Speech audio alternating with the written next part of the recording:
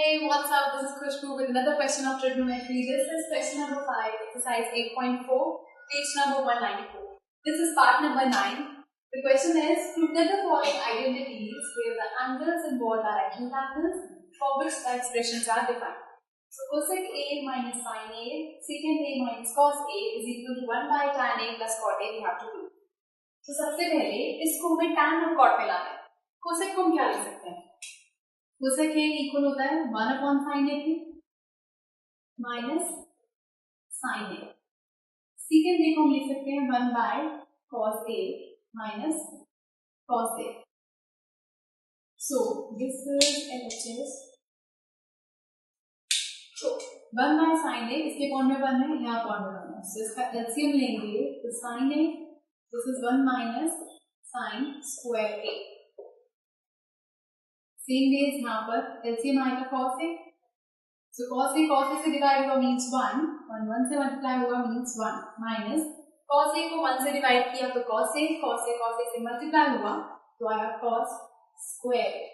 So, 1 minus sin square A is cos square A.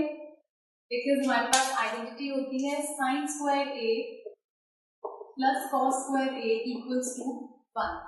अब यहाँ से वैल्यू चाहिए 1 minus sin square A. That means sin square इधर चला जाएगा तो यहाँ बचेगा सिर्फ cos square A.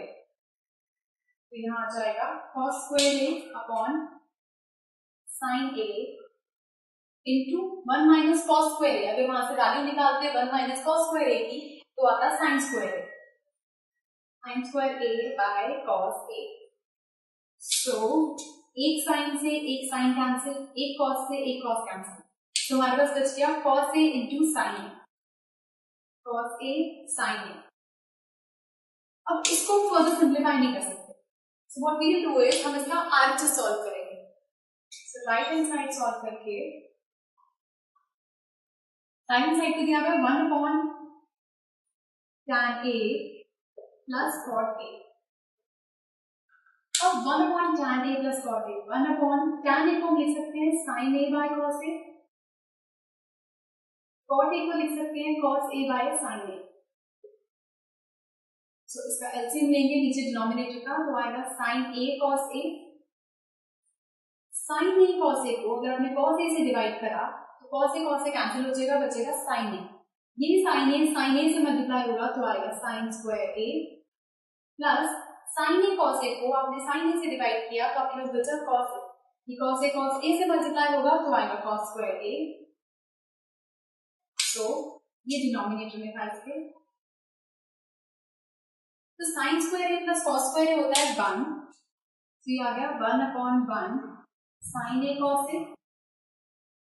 ये ऊपर चला जाएगा यहाँ पर तो आ जाएगा sin A cos A. This is the answer. So LHS RHS के इक्वल आ रही है. LHS is equal to RHS. Hence proof. So sometimes अगर हम लास्ट की वीडियोस देखे हों जिसमें बाकी के सारे पार्ट सॉल्व करें, अगर आपका एक साइड सॉल्व करने पर आंसर नहीं आ रहा तो दूसरी साइड सॉल्व करके उन दोनों को इक्वल ला सकते हैं. So this was part number 5, question number 5, part number 9, and to watch the next video for the next part of this question. Goodbye.